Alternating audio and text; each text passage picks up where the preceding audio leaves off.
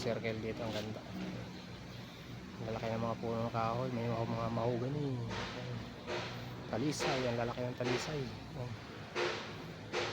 Ayan, panahon natin mga ka-nature. Ayan, medyo umaambon, makulimlim dito mga ka-nature. Ayan, may bumubunga na yung mga mangga dito.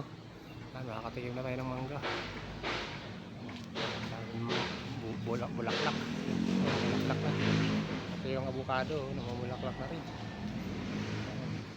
Protas na naman, dadami na naman ang protas mga ka-nature.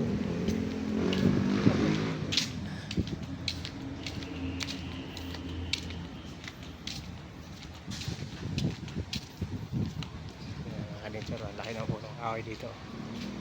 Laki ng punong kahoy.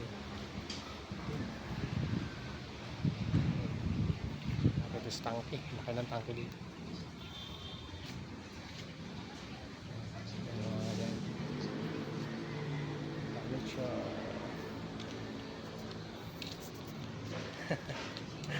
Ganda ng mga punong kahoy mga ka-nature.